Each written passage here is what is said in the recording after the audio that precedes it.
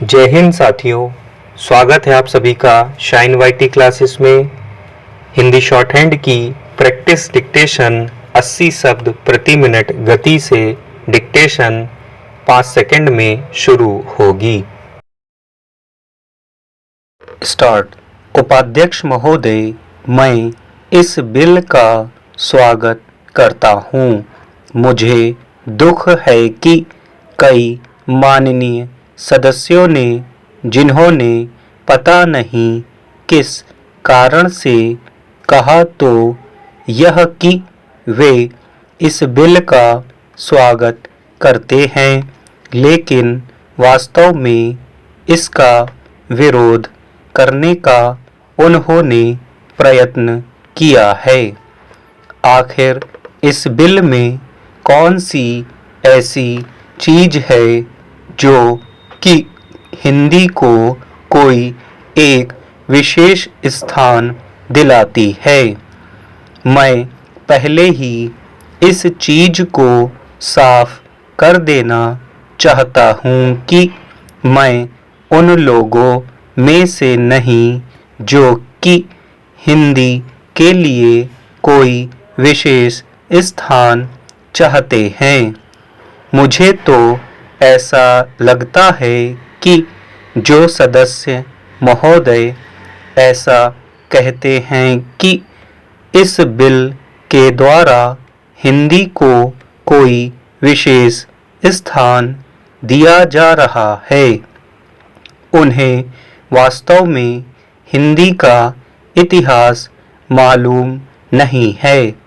हिंदी कुछ उन लोगों की भाषा है जो राष्ट्रीय विचार के थे, जिनका कि राष्ट्रीय आंदोलन में बहुत हाथ था।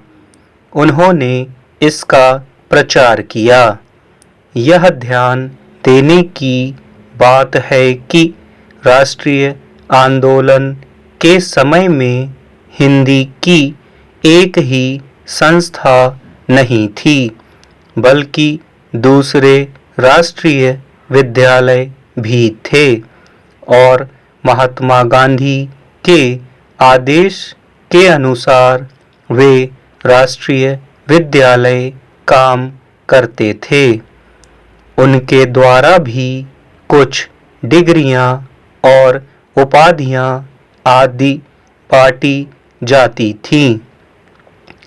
अब इन विद्यालयों द्वारा उपाधि बांटने का काम जो कि उनके द्वारा पहले से किया जा रहा है, उसी को इस बिल के द्वारा यदि जारी रखा जाता है तो मेरी समझ में नहीं आता कि कैसे कुछ लोग यह समझ लेते हैं कि इस बिल द्वारा हिंदी को कोई विशेष स्थान दिया जा रहा है।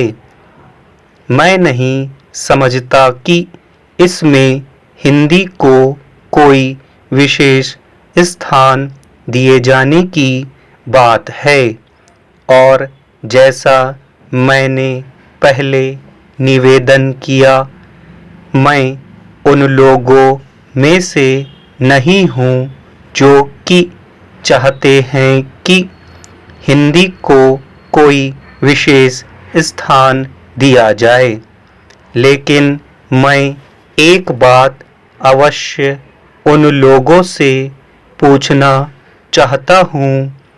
जब भी उन्हें अवसर मिलता है, किसी न किसी तरीके से एक ऐसे राष्ट्रीय निश्चय का जो कि आज नहीं बल्कि आज से कई वर्ष पहले लिया गया था, उसका विरोध करने के लिए तैयार रहते हैं। संविधान में राजभाषा के संबंध में स्पष्ट व्यवस्था दी हुई है, तो भी मेरे यह मित्र उसका विरोध करने का प्रयत्न करते हैं।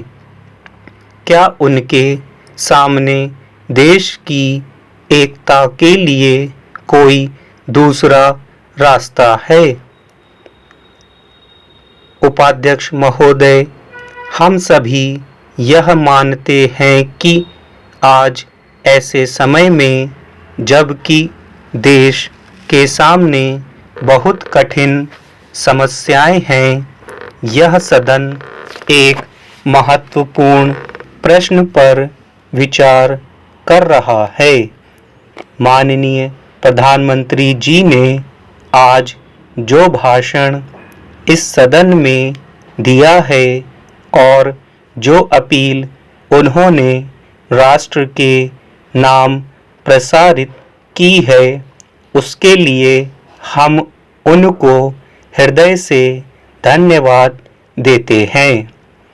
आज उन्होंने अपने भाषण में यह बिल्कुल बता दिया है कि यद्यपि हम हिंदुस्तान वासी शांति चाहते हैं और हमने बराबर हर कीमत पर शांति को बनाए रखने की कोशिश की है, लेकिन इसका यह अर्थ नहीं हो सकता कि हम अपनी सीमाओं का उल्लंघन सहन करें या अपने राष्ट्र की कोई भूमि किसी को देकर के शांति स्थापित करने का प्रयत्न करें।